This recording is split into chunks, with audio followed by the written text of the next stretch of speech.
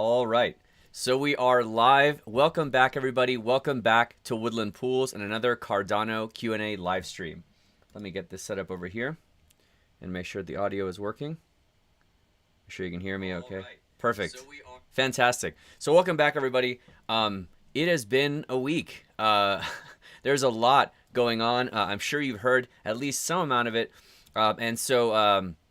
I'm going to be traveling tomorrow. We normally do these live streams on Monday evenings, but there's so much going on that I wanted to make sure that we didn't skip the week, and so we are doing it tonight on Sunday evening instead. For those that are watching on the replay, we're going to go ahead and put chapters below of all different things that we're going to cover, but let's go ahead and jump into it. As you're joining, let us know where you're joining from and any questions that you have. Today we're going to have a single topic. We're going to dive in to the SEC lawsuit that, well, there's a few going on right now, but we're primarily going to focus on the one that just came out against Binance and their CEO, CZ, Changpeng Zhao. Okay, so here's what we're going to take a look at. Today, we're going to look at the actual filing itself, and we're going to look at where Ada and some other people are mentioned, responses by IOG and COTI, some of the fallout that is happening as a result of this with Binance and then also Robinhood.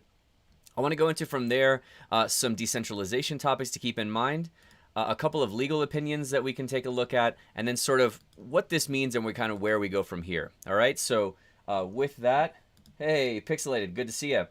Glad to hear that Sunday works out better for you. So good to have you. Los Angeles, nice. I got to make it back out there. Let's go ahead and jump in. So here's where we're at. The SEC filed 13 charges against Binance entities and its founder. We call him, he's well known as CZ, Changpeng Zhao. So this now, if I remember correctly, now puts us with lawsuits against Binance, Coinbase.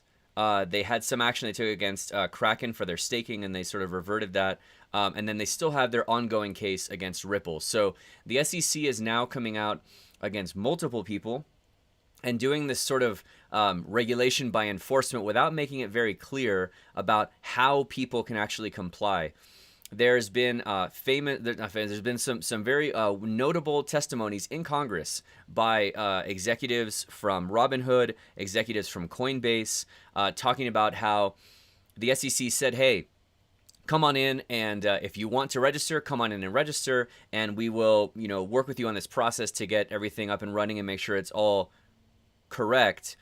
And for all of those that have actually approached them and tried to go through that process, every single one of them was shot down and given no clarity on how to move forward. So we're in a very strange situation here where on the one hand, what the SEC is saying is, hey, this is really straightforward. The rules are very clear. Come and let us know if you want to work with us, and we will help to get you to the level where you're sort of above board. But then in practice, they're not actually letting anybody do these things. And then they're coming down really hard on sometimes people like Coinbase who were trying to actually go through this process. So this is also providing, if any of you have been watching some of these financial subcommittee hearings in the United States in Congress, it's been providing some talking points for the kind of circus that's going on there, where some politician can say things like, oh yeah, the rules are really clear, because that's what the SEC is saying, that they're saying the rules are clear, but there's no way to actually follow it. So that's kind of some background for those that maybe have been hearing like, oh, that things have been going on, but aren't sure like specifically what's been happening. That's just sort of some background that brings us up to this point. But then let's take a look at the actual filing that came out. This was on the 5th, so a little bit less than a week ago. Here's the actual, and then of course, all of these things that I am talking through today, I'm going to link all of them in the description below after the live stream is over, so you'll have access to be able to dig into all of these things yourself, including this, if you want some light reading, 136-page filing from the SEC against Binance. All right, so let's go ahead and take a look. If we look at so the lawsuit is against Binance and CZ. But the way that obviously this works is that if they're going to say that Binance is trading in unregistered securities, they need to say what are those unregistered securities that they've been trading in. So let's take a look up here. Let's look for where ADA pops up. All right, here we go. So since the Binance platform was launched, the defendants have made available for trading on them crypto assets that are offered and sold as investment contracts and thus as securities. And here's our list. This includes, but is not limited to BNB, BUSD. These are the Binance native tokens. This is their Binance token and their Binance stablecoin. And the units of each of the crypto securities further described below, with trading symbols SOL for Solana, ADA, Cardano, Matic, Filecoin, Atom, Sand, Algorand, or not Algorand, well, Algorand's here, Decentraland, Mana, AXS, and this one was really surprising, was COTI. Because you see here a lot of like maybe top 10, top 15 names. And so that's like, okay, if they're going to go against, cryptos and they're saying, okay, or against altcoins, let's go after some of the popular ones. It was really surprising to see COTI on here, and we'll see in a minute why COTI is even listed at all. But this is a surprise to a lot of people. For those that are not familiar with COTI, COTI is the company and the chain that has done several things, but they're the ones that actually deployed the JED stablecoin and its matching reserve coin Shen that we've talked about on the channel several times. Yeah, so, but with this, notably, if we look at this list, however, you'll notice that what is notably absent from here is Bitcoin, which a lot of people have been thinking might be the one that kind of gets spared from all this, at least for now. There's no guarantee that, yeah, sure, there's no company for them to go after or to call it a security, maybe, but there might be other ways that they end up coming after it later. So for those sort of Bitcoin maximalists that are thinking like, oh, okay, well, this just proves that everything else, they're all garbage coins. I think that's a dangerous position for us to potentially find ourselves in if we're trying to say, well, my coin made it, so, you know, so I don't have anything to worry about. I really think they're kind of like sort of dividing and conquering here. But the other one that's notably absent is Ethereum, and there's a lot of speculation as to why that might be missing from this list. But again, I personally don't think that that implies that Ethereum is totally safe from any of this. I think that just that for this filing, these are the coins that they've included. So let's go ahead and take a look from this document. We're going to dig in to the ADA and the COTI side, because those are the ones that are most relevant to us here on this channel, because we primarily cover Cardano. So let's keep looking for ADA here. And here we go.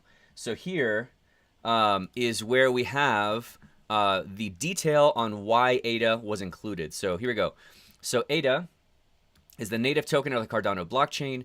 The Cardano blockchain was created in 2015 by an Ethereum co-founder, Charles Hoskinson. It's funny how like he always the Ethereum co-founder, and Ethereum operations manager Jeremy Wood. And actually, I wanted to show this. Give me one second. Where was?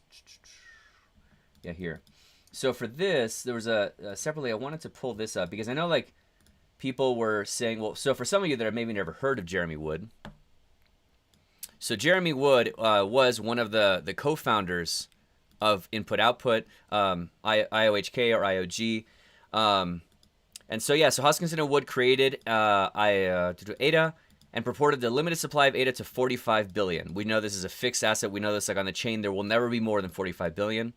From 2015 to 2017, IOHK conducted a token sale in which they sold approximately 25.9 billion in exchange for Bitcoin at what equates to an average price of this much per token, raising approximately 62 million for Cardano. Now, one thing for those of us that maybe you haven't heard of Jeremy Wood before this, there were some people that were saying like, oh well, because here they continue talking about, and they mentioned Jeremy Wood again. They're talking about like, oh well, the SEC needs to get their facts straight because Jeremy Wood hasn't been around for so long, and blah blah blah. And like I get that. I've personally, for example, not seen Jeremy Wood on anything, and actually speaking on behalf of IOHK or IOG or Cardano maybe ever since I've gotten involved. I was involved starting in like 2019. So it's been almost 5 years, and I've not heard anything from the guy. But I will say, in the defense of including him here, if you go to the IOG website and you go to their leadership, there he is right there as a founder. So I don't know. I mean, if he's still relevant enough to have on the page, I don't necessarily think it's inaccurate to include him. But I just wanted to mention that because some people, while there are a lot of things that are silly about this, I think including him, it makes sense. He's on the website. So if he's no longer relevant, take him off the website, I guess. But in any case, with that, today there are 3 entities responsible for Cardano. The Cardano Foundation, which we know is in Switzerland, IOHK, which is run by, they say, Hoskinson and Wood, which is responsible for designing, building, and maintaining the Cardano blockchain, and then Emurgo, which is essentially the for-profit arm of Cardano, endeavoring to advance the platform and drive adoption through commercial ventures.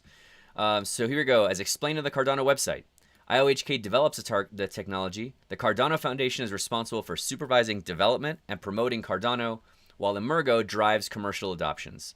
I thought this is interesting here to see this breakdown. These three entities collectively have received 5.2 billion ADA following the initial mining of ADA, approximately 16.7% of the initial token supply of the 31.1 billion ADA, which I actually think is pretty cool if you think about it. In terms of, from a decentralization standpoint, and in terms of sort of the tokenomics compared to other blockchains, it is pretty cool to see that even here, where they're kind of listing it and saying this is like a bad thing, I think it's really cool to see that the three founding entities, IOG, Emurgo, and the Cardano Foundation combined only got 16.7% of the initial supply, and that the rest of it was available for the community. So I think that's actually a great thing. Anyway, the three entities used the proceeds from ADA sales to fund the development, marketing, and business operations and growth of the Cardano protocol. For example, investor funds were used to enact the Cardano roadmap created by IOHK, specifically to develop the Cardano system eras, as shown as the following screenshot for the Cardano website. And we've talked about these eras many, many times. Byron, Shelley, Gauguin, Basho, and then the big one, Voltaire, that we're all looking forward to. ADA has been available for selling, buying, and trading on Binance.com platform since 2017, and the Binance US platform since September of 2019. The information publicly disseminated by Cardano, IOHK, and Emurgo, including the initial sales of ADA, have led ADA holders, including those, and so this I think is the big one, have led ADA holders, including those who purchased ADA from November 17th onwards, reasonably to view ADA as an investment and expectation of profit from, this is the big thing, the big detail, from Cardano Foundation, IOHK's, and Emurgo's efforts to grow the Cardano platform, which in turn would increase the demand for and value of ADA. So this is the big thing here, what they're kind of, all of this is leading up to, and this is why this whole background of who they are and what they're doing. This, I think, is where they're really hinging on the whole purpose of, or rather why they mention ADA. Because ADA holders who purchased ADA view ADA as an investment in an expectation of profit from Cardano Foundation, IOG, and Emurgo, specifically those three entities' efforts to grow the platform, which in turn would increase the demand and the value of ADA.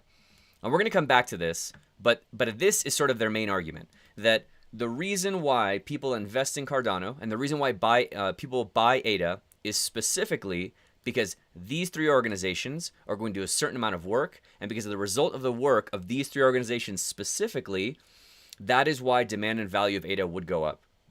So from here, they continue going on to things in public statements on Twitter and social media, things like Charles talking about smart contracts coming out and how this is going to pave the way for additional demand, which again, this is funny that they include one side of this but not the other. They're saying that smart contracts are going to come out, which would pave the way for additional demand.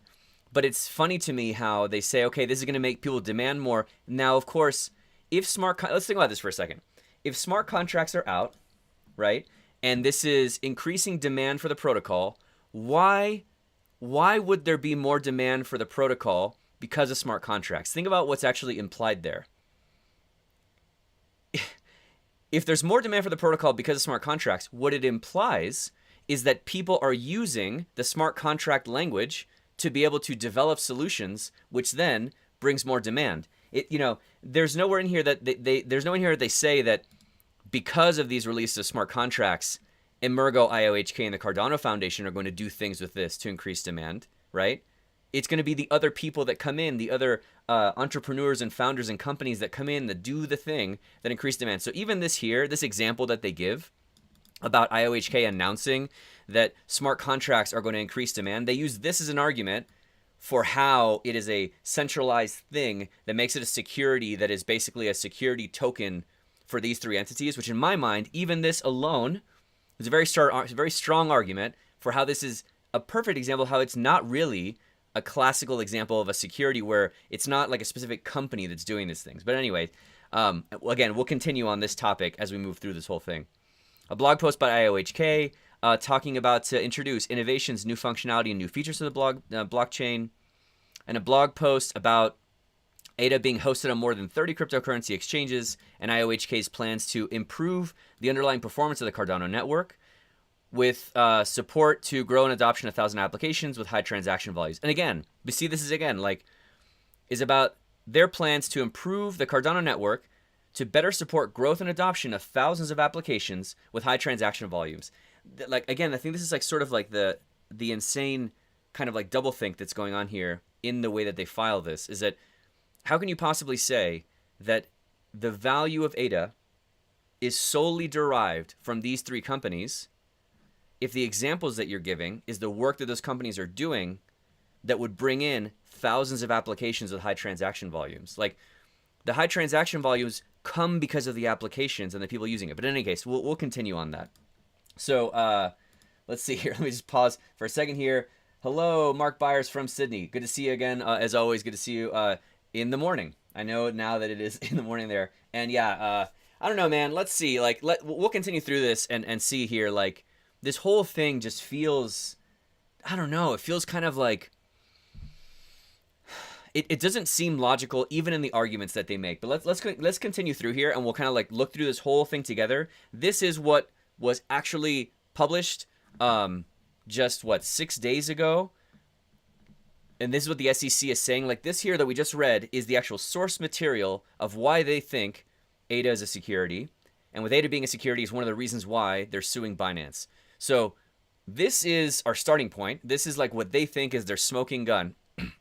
Let's move through and take a look at some of the responses here, because I think a lot of them are pretty clear.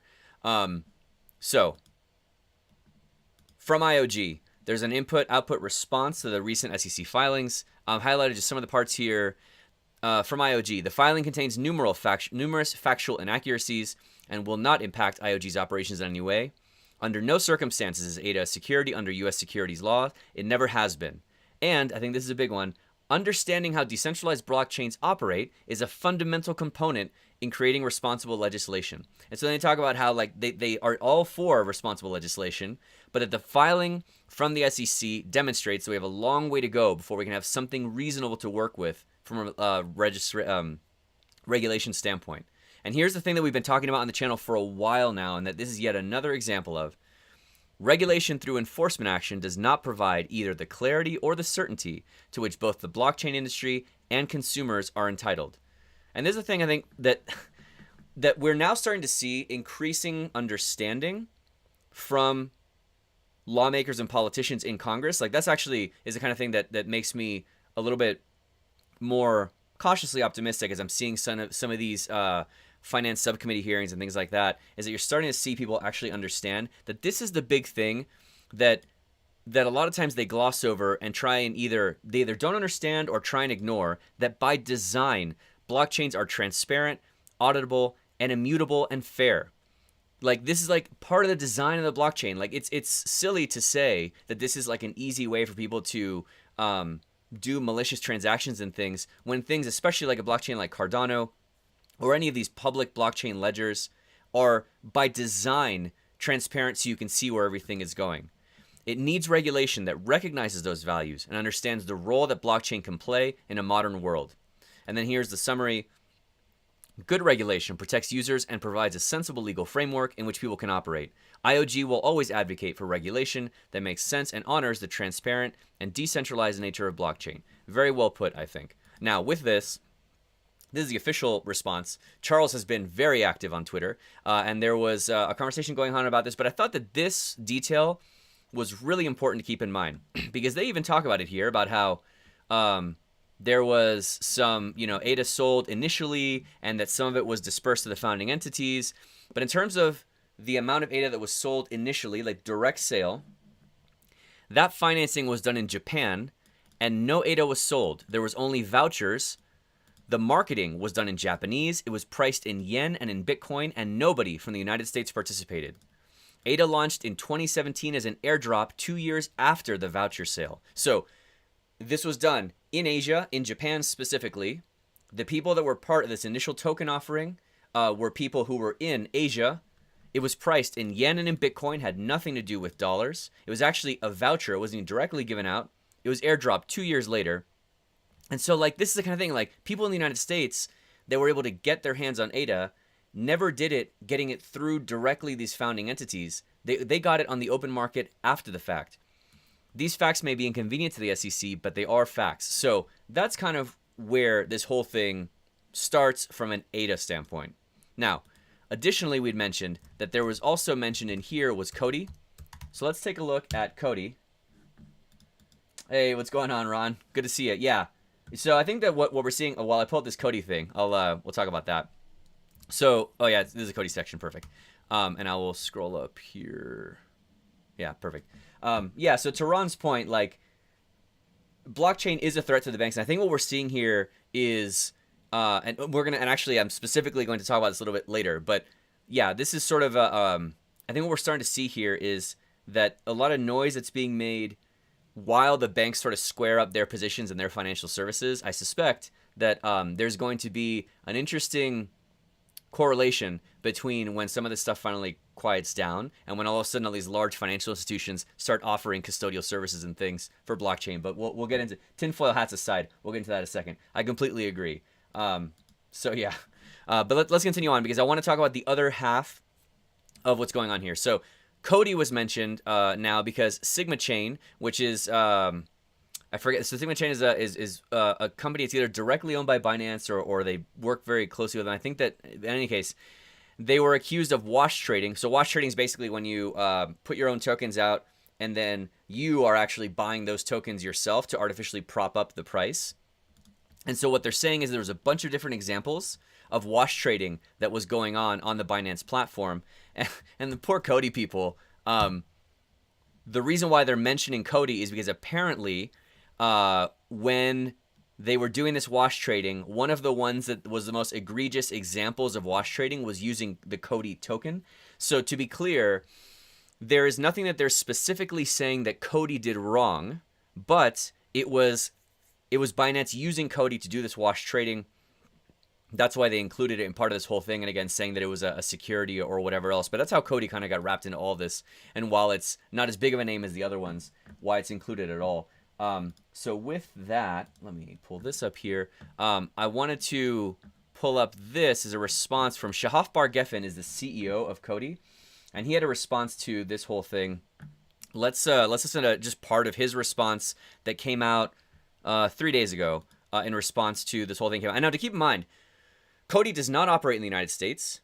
You have never been able to purchase COTI directly in the United States. And so in any case, well, I'll let him sort of to speak to this part. Let me see if hopefully this audio comes through. Okay, let's listen to his response from COTI being included in this whole thing.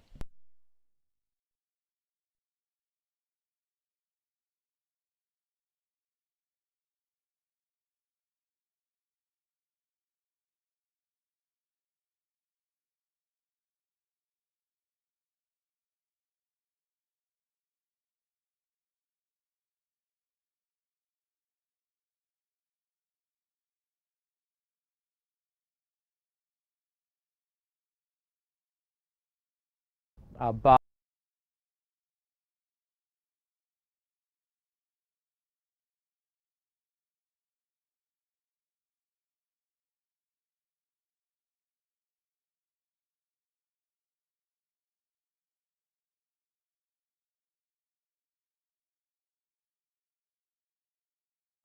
the recent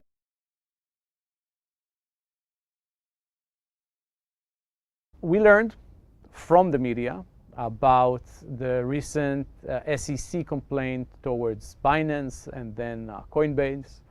And COTI was mentioned in that complaint as an example, alongside many other major tokens, as an example for a security token, according to US regulation, US law. As always, we take these matters very seriously, regardless of if we disagree with this assessment of the SEC. So we take it seriously. Now, as you know, COTI has always demonstrated its prudent approach towards regulation. I think much more than many others out there. And this case is not different. Now, just to remind you just a few things, and that you all know, and I read what the community is writing out there, and it's all very true. COTI is the only layer 1 that I know of that has done KYC process to all of its native holders since inception back at 2018, way before it was popular. We've been very prudent about this.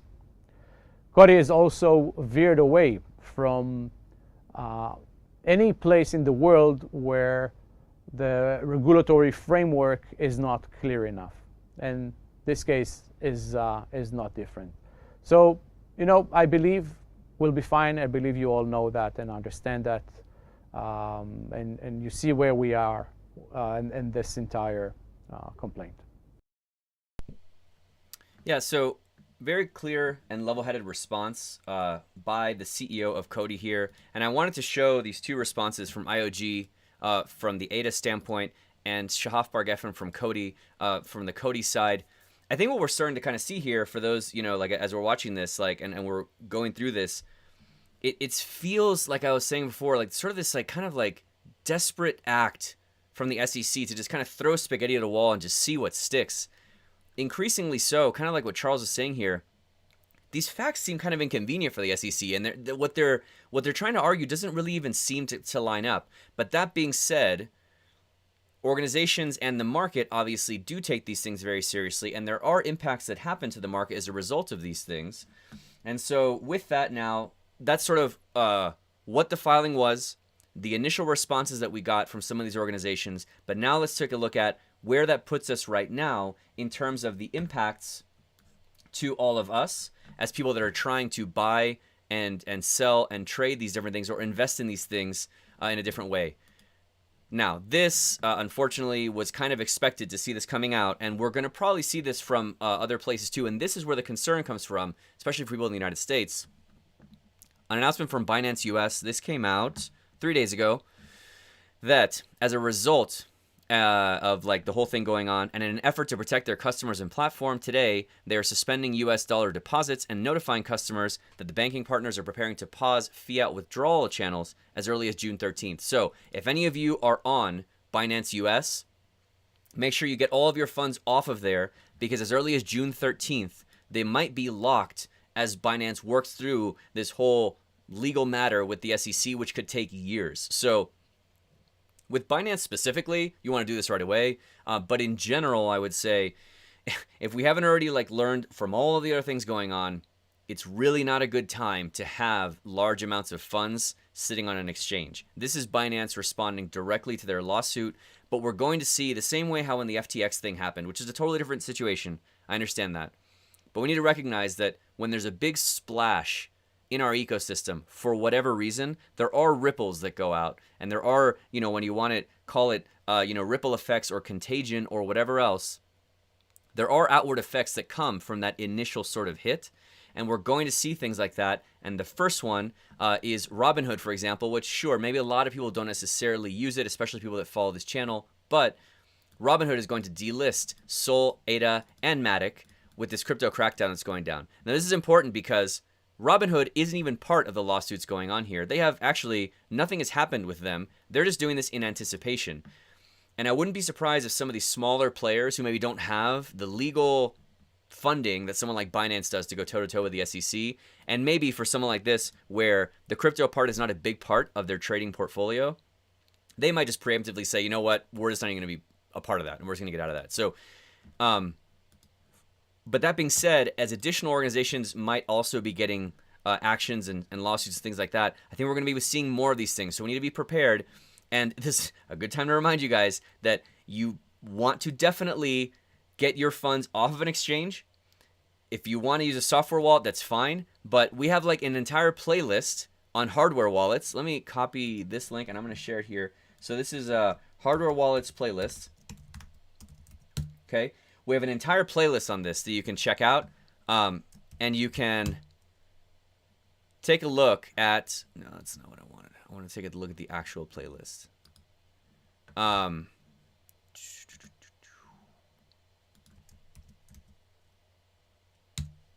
See if this is the one. I'll just show it. Yeah, great. So this playlist here, It'll compare for you the Trezor and the Ledger, and then a setup video on each of those so you can actually see how they look and how they work. This is a really, really straightforward process. If you still have funds on an exchange, I cannot recommend this enough. Get your funds off of the exchange. Take a look at a hardware wallet, at the very least a software wallet. But the good thing about like Ledger and Trezor is that you can get all of your different cryptos on to your own hardware wallet device and hold on to it there. So please, guys, we've seen so many examples of this.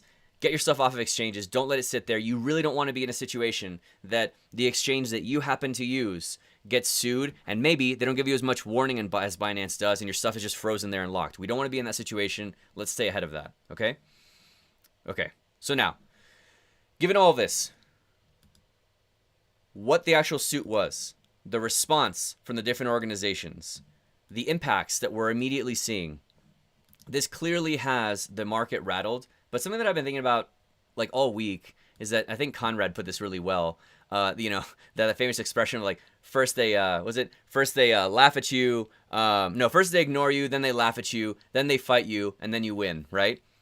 I think Conrad put this great. Like, I guess we're just in this then they fight us phase, right? Like, I want to say that to a certain degree, the stuff that we're seeing right now, don't get me wrong, it is very unsettling and it is scary. And I get that for a lot of people that have large amounts of funds tied up in all of this, like, I understand, and I'm right there with you.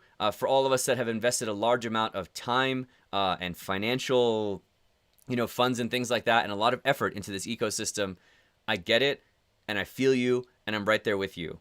But I do think that it's worth mentioning that for all of us that have been doing this whole thing and kind of like investing all this time and money and effort, to a certain degree, like at least in my mind, this is something that was always going to happen. Like, maybe the way that it's happening right now, they're going a bit overboard and they're doing it in kind of a reckless way that I think is actually harming their own chances as the SEC at winning anything here, because the way they're doing it just doesn't really seem very logically put together. But in my mind, like, kind of going back to what Ron was saying here about blockchain being a threat to the banks, like, this was always going to happen, right? Like, I will say, take the situation as you will. Like, everybody has to make and follow their own plan in terms of, like, what this means to you and how much risk you're willing to tolerate. But in my mind, sure, there's no guarantee that blockchain or any specific blockchain like Cardano or whatever else, there's no guarantee that it's going to make it out of this. I personally think that it will, right? But you have to decide that for yourself. It's not, a given. But that being said, if we're going to make it past, and into the then we won phase, this sort of like getting actively fought and come down upon was always going to happen, right? Like, this had to happen. And so, like, it's very painful while we're in it. It's not fun that we're going through it. But I think that if we are going to win, this is a necessary step that we have to go through. And coming out the other side, blockchain either will make it or it won't. But if it's going to, it has to go through this process. Because you have so many different, like, forces that have vested interest in this not working out, that, like, this, when it all piles on, is a thing that we need to kind of like fight through, and we will get stronger on the other side, in my opinion. I think that at this point, the cryptocurrency industry, I don't think it's ever going to fully go away. That's like just what I think. But, this in my mind actually doesn't rattle me that much, because I kind of expected something like this was going to happen at some point soon, and now here we are. It doesn't make it any more fun that we're here, but in my mind, this is kind of an inevitability. So now that we're in then they fight us phase, and we've seen all this other stuff leading up to this point, let's take a look at now, in my mind, why, aside from some of the actual like specifics of how ADA and even COTI were launched, if we go back to like the whole thing about what they were saying here with ADA specifically, this was the same argument they make for all of them, but like if we look at what they say specifically for ADA, where the argument was that,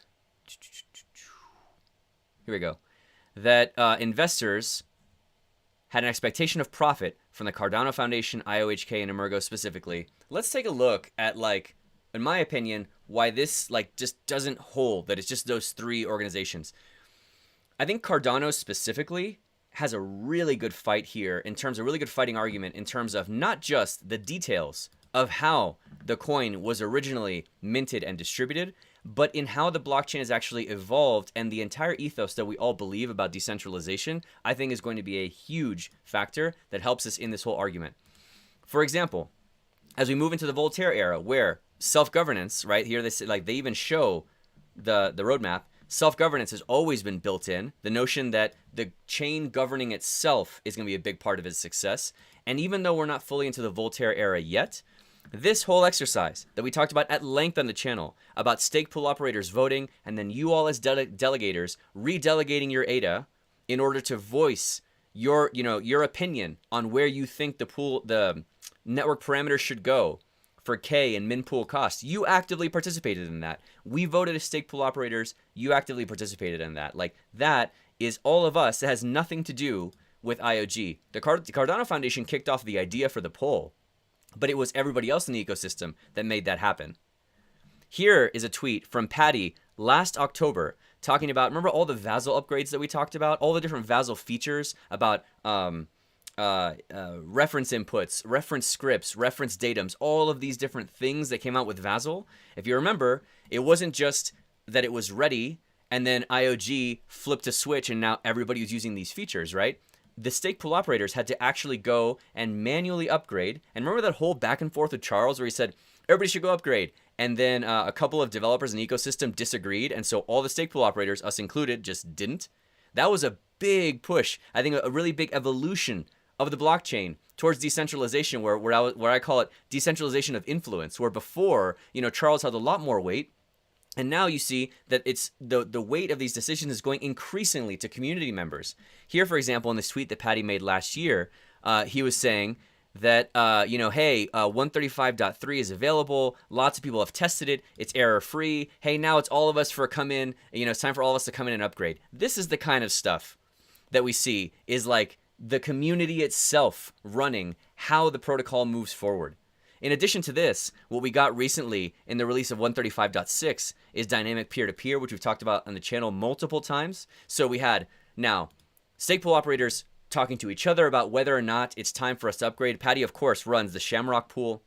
He's a good friend of mine, good friend of the channel.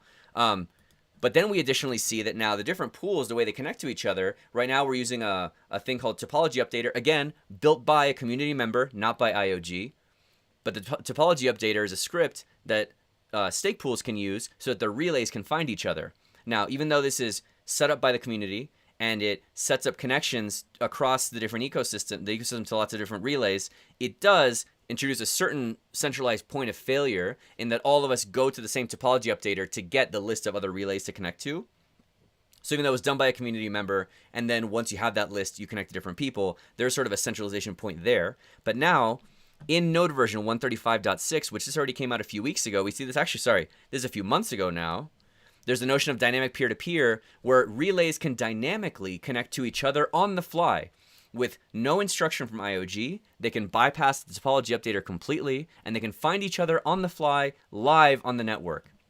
This is yet another thing of decentralization. And one thing that I want to talk about here too, that if you notice even the stuff that we're talking about right now, right, and the stuff that we've covered on the channel in the past, if you notice how we're increasingly, all of us in the conversations that we're having, moving more and more away from ever even talking about IOG or Emurgo or the Cardano Foundation. Look at even just like our recent videos here that haven't been live streams on the channel, right? We're talking about Book.io. Here's a Lace Wallet, sure, but we have NuFi, Book.io, ADA Handle. Here's one of the on input output in Cardano Foundation. We have Jed, World Mobile, Book, Trezor, Charlie 3, ADA Handle, Indigo, Nmaker. Sunday Swap, Jero Wallet, Charlie 3, like all of these things. You'll see that like for every video, TX Pipe, who made Demeter.run, the Strika team, who's done Typhon and Cardano Scan. So like of maybe every 10 videos that we do, one of them is on Cardano Foundation or input output. And this is not unique to our channel. If you look at any channels, look at Paul's channel, look at any of these other ones, like more and more, rather increasingly people are talking like less and less about IOG or Cardano Foundation because they are, again, not the big sort of push that is getting people excited about the chain anymore. They're building the base level infrastructure that then all of these projects are building on top of. And this is the big thing. This is what I think is the biggest weak point in their argument. That I don't know about all of you, but for me, like, I am not excited about the valuation of ADA going up because of the Cardano Foundation input, output, and Emurgo. I am really excited about the utilization, and value of Cardano going up from all of these projects doing all of these amazing things that we talk about every single week. That's how we're going to keep growing, and that's how we're going to win. Like, it has nothing to do with the organizations that are doing the foundational protocol. It's everybody building on top of it that's going to get us there. So, I don't know. We'll see where all of that continues to go. I mean, this is now going to take a very long process. This is something that's going to take years to resolve. But so that is now, I think what a lot of us can agree is sort of like a common sense approach to, here's what you said, doesn't really make sense. There's some details in there that these facts are kind of inconvenient to the argument you're trying to make. You know, the way that things were set up and structured and sold don't even seem like they would imply any kind of security type action done by these different companies. But that's just all of our opinions. I thought that a good way to kind of round this off is to, oh, sorry, one last thing. On top of all of that we were just sort of saying about decentralization, let's also not forget that IOG donated a bunch of money to the University of Edinburgh. And they've kicked off the Edinburgh Decentralization Index, which is actually going to be a standalone thing that the university is doing to rate and rank all the blockchains based on their level of decentralization. We've talked about this in the past as well. So I think this is going to be another good quantitative measure that different blockchains, including Cardano, will be able to use to then work with the SEC and other organizations to be like, hey, look, here's our level of decentralization. Here's how little or how much these different founding entities actually matter. So here's a way that'll be quantified. But given all of that, I thought a good way to start rounding this thing off here would be to take a look at the opinion of a couple of lawyers, because I am not one. So there's not legal advice, obviously, but let's take a look at a couple of lawyers. My favorite lawyer on crypto Twitter, Jane. Many of you probably know her from the Cardano Twitter sphere. But here's a couple of thoughts from her that I wanted to share. The SEC calling ADA or anything else security in a civil suit, because this is the other thing that's worth keeping in mind. A lot of people are rattled because this came out, right? But I think that aside from the logic of it not necessarily being very strong, let's also keep in mind what this actually means, right? Like, this coming out right now does not necessarily imply that these things are going to change in any way immediately. And I think Jane puts this very well. So I wanted to share this to you from somebody who is a lawyer. The SEC calling ADA or anything else a security in a civil suit is meaningless unless a jury rules that it is or a precedent is set in any other case on similar facts. That has not happened. This lawsuit is going to take years. The legislature has time and incentive to act before then, and the U.S. Congress, who, by the way, again, we're already seeing all of these different committees where they're bringing in experts to talk about these things, and you increasingly hear more and more congressmen and senators in favor of the people that are coming in. They now have more urgency to protect innovation in the U.S. because of Gensler's aggressive moves. Coinbase, so again, we're talking about Coinbase and Binance, seems like it has a solid banking partners. I'm sure it's been discussing the lawsuit with its banking partners for months now, and they know that they're not going to just throw Coinbase to the wolves. Just because of a suit alone, there is no emergency petition relief by the SEC to shut down Coinbase or Binance, and it would not be granted anyway. The Coinbase suit, oh, here we go. So the Coinbase suit has key differences from Binance. One, a temporary restraining order pending trial. So anyways, the point is of all of this is that this is just the initial filing of opinion, right? From the Binance side, there are the accusations of like impropriety and things being done, like fraudulent things like wash trading and stuff like that. But in terms of some of the other lawsuits, including the one in Coinbase, where it's more of just, hey, you were trading securities and ADA is a security, right? The argument for that is still has to go through the whole legal process of going to trial. And here, what I wanted to also show is a different lawyer here talking about, to keep in mind that what the SEC says in a complaint is not dispositive, or precedential. What a federal judge says is. And here's, for example, Justice Neil Gorsuch from the Supreme Court talking about a different case last week. Naturally, Congress remains free to revise securities laws at any time, whether to address the rise of direct listings or any other development. Our only function as the Supreme Court lies in discerning and applying the laws as we find it. So, this is the big takeaway, I think, as we kind of like look at where all of this goes with the whole Binance and Coinbase thing, which is all to say that Gary Gensler, the chairman of the SEC, his opinion is sort of, to quote Lebowski, is just like his opinion, man. And the SEC complaint does not mean that Coinbase has lost or will lose. As Coinbase, Binance, similarly. Like, again, the Binance one, they're accused of specific fraud, but I think the important thing for us is the blockchains that are mentioned in here. It just means that both sides now get to present their respective arguments and the issue in federal court. So there's a lot of that still needs to happen from here. And I think that a lot of the stuff that we see in the community, all these different things that are happening, all the pushes for decentralization, I think make it also that the argument for Cardano is much stronger. And actually with that, what I want to say with this decentralization thing, I meant to mention this earlier, but I will do it now because I forgot. I've been trying to do this every week, or if not, I'll do it at least like every couple of weeks. But this whole notion of decentralization and you all as delegators voting with your stake and stuff like that, I wanted to make sure to stop and say a huge thank you and welcome to all of our newest delegators that have joined us just in the past week. So all these people here have joined us in the past week. I want to say it is truly an honor to be on this journey with you. We are so happy and privileged to be with you. Yeah, so thank you so much for joining us and for supporting the channel. Let's keep growing together. There's a lot of you that just keep coming in, and we really, really appreciate it. So yeah, awesome. I wanted to make sure that I do that because I've not always been great about that. So that is gone. Okay, great. And so, yeah, with that, I guess we'll get closer. I'll do some questions here in a second. But with that, we can see here on pool.pm, folks that have been coming in. Thank you to everybody that's been coming in. If you appreciate the work that we do here and these streams and keeping everybody up to date, the best way you can support the channel is by delegating to the ASPEN stake pool. And thank you to all of you that have been doing that over the past several weeks. We've seen a lot of people coming in and supporting the channel over the past month or so. Even everybody you're seeing here is just over the past week. So it's been so cool. We really, really appreciate it. We're getting really close to 10 million, which is an incredible milestone. So yeah, thank you so much to everybody. It's been an incredible ride. And this is the kind of stuff. It's all of you supporting work like ours, channels like ours, all these different projects. This is the way that we win. That when this stuff kind of gets rattled, we all just keep doing what we're doing and just keep building like we always have been. So let's take a look at a couple questions here before we head out. Are there any multi-sig solutions for ADA?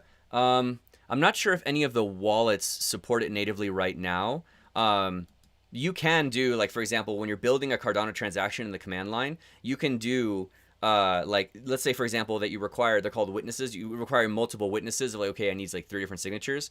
You can apply those signatures at different times, right? So you can like, for example, you could stage a transaction. Let's say it was you and I are both required to sign it. You could stage a transaction, you sign it. You could send me that payload that has only your signature. Then I could sign it and I could send it back to you and then you could submit it.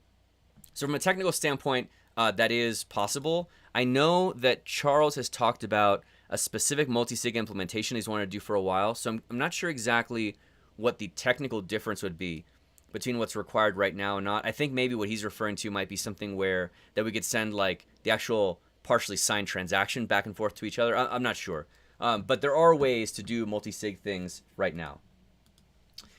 Seen a heap of videos on Tangem Wallet. I have not heard of Tangem Wallet. I can definitely look into them. The one that I've seen a lot of videos on, or not a lot of videos, I've been hearing a lot about is, oh dang, their names escape me right. Let me just, I can't let you just forget. Let me see. It's, Keystone Wallet. So they have a really interesting air-gapped solution to hardware wallets. I've heard about them. I've heard a lot of good things about them, but I'm deliberately waiting off on doing a video on them because they are working with the Eternal team right now to get Cardano support. And so when they add Cardano integration and Cardano support through Eternal, they'll make a video on how you can set up an Eternal wallet and connect Cardano and your other assets to it. Where do my questions go here? The future of digital assets, providing clarity for the digital ecosystem. Oh, fantastic. Thank you, 56 Hope Road. Providing clarity for the digital asset ecosystem scheduled for the 13th, 2 days from now at 2 p.m. in the U.S. House Committee of Financial Services. Awesome. Thank you so much for sharing that. I will definitely watch that, and that'll give us something that we can all talk about next week to see what this was. So I'll definitely watch that. Thank you so much. And for those of you that are watching, we covered a lot of stuff today and a lot of different examples and stuff like that. If there's anything you think that I missed that we need to dig in more, let me know. Like, obviously, I tried to cover a bird's eye view of everything that's going on, but this kind of stuff is actually really, really helpful as we go through this stuff. So cool. I think that gets us through pretty much all of our questions, and we're coming up on an hour here. I wanted to dig into all of this in detail. So yeah, like I said, if you appreciate the work we do here, delegate to the Aspen stake pool. As Ron says, let all your friends know as well. I will be traveling tomorrow. That's why we did this live stream today. But I think we should be able to do another one either the following Sunday or Monday. I'll keep you guys posted. Follow us on Twitter to get the latest updates for any schedule changes and stuff like that. That is the best way to keep track of updates as these things change. For example, like this is where I was letting everybody know that we were meeting today instead of tomorrow. So yeah. Always great talking to you guys. Let me know in the comments down below if there's anything else that you think that we should cover. And yeah, if nothing else, we'll talk to you next week. See you guys. Bye.